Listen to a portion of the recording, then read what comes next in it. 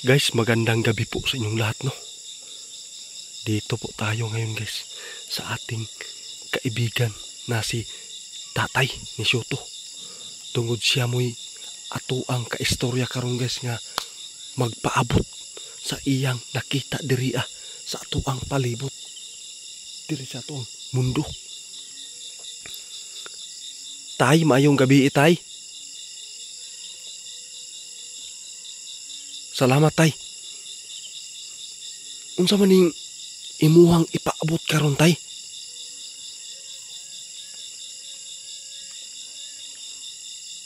Tinuod ka, Tay? Simba ko lang taon, Tay, nga grabe gyud mo ka balaka karon, Tay. Ginoo ko, guys. Nabalaka si Tatay sa atoang lugar diri sa Mindanao. Grabe kabalaka niya. Tungod kay nag-street naman. Nakita na nato, guys, sa pag-street sa pag-ulan. Ang gikahadlukan niya diri, guys. Walay pwede ba manghinganlan nimo, Tay, ang lugar kung asam mahitabo kini?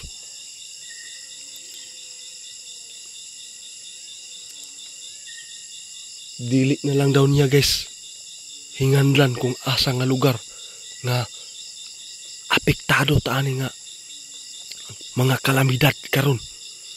Ang gikabalakan lang ni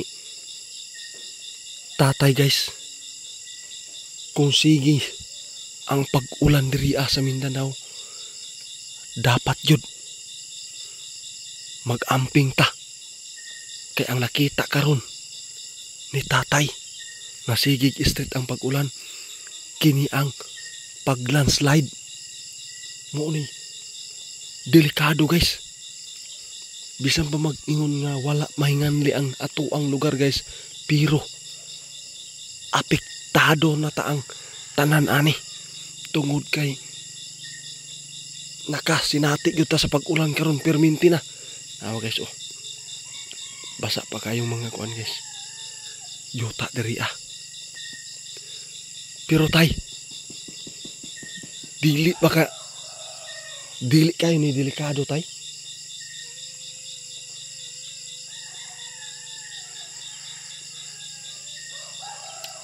Dili ta kaingon, guys, nga dili daw ni delikado. Kay kani sigurado kung ikaw maatlan nga magbiyahe nga maatulan og pag-landslide, buinas na lang daw nga makaligtas pa ka. Tama yun ka, Tay, kay nakasinati na yun diri, guys. Duol ra kay diri, guys, kaning Masara Lines. Grabe yun ang pag goho ato. Bukid nga dako kay, guys, pero tinuod yun si Tatay. Grabe yun ng mga kalas ng mga kinabuhi kung ikaw man ang maatlan ni ini. Tungod kay ang pag-landslide, guys, simba ko lang unsa kadako nga bukid mo padulong diya sa imuhang area. Ubisan asa magbiyahe ba ka, mag-amping lang yun ta. Tungod kay ang nakita ni Tatay karon, ang kabalaka niya sa atua, guys, dili gyud malikayan ni, guys, nga naagyoy lugar nga may tabo ni ini ang pag-landslide. Tay, salamat kay Tay, ha. Samtang sayo pa daw, guys, ni pasidaan na si Tatay ni ana, pipila na ang iyang gipaabot nga dapat mag-amping ta karong tuiga. Tungod kay nakasulod na ta sa September, sunod ani October, November, December, karong tuiga, guys. Ang kalamidad, grabe, nakita na ni Tatay. Sunod-sunod ng mga kalamidad, guys. Magpasalamat lang yapon nga ita diri, guys, sa Mindanao nga wala pa ta kaayo maapektahan sa pagbaha, pero sa laing lugar mao ni ang pagbalik-balik og baha guys. Sa Maynila grabe, pero sa adria sa Mindanao nakita na ni tatay ang moabot nga mga kalamidad guys. Mao kini ang pagbaha, landslide ug bagyo. Gahapon guys kipaabot na niya ni nga delikado ang apektado ni ini nga mga lugar. Ito po yung Agusan, pero ngayon guys nakita ni tatay na balaka siya maayo, maong gipaabot niya karon para lang makapangandam ta.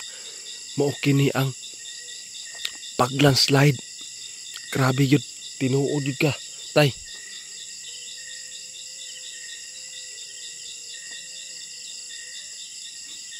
Mao ganing samtang sayo pa daw guys, kung mubiyahe man ta sa mga bukid nga mga area, dapat igmat yun daw tang tanan. Bisan pag unsa kadako ng imong gisakyan nga mga sakyanan, pero purbos lang gyapon na pagsimba ko lang yun ikaw maatlan sa pag landslide kana nga mga area. Sigurado di ka mabuhi tay.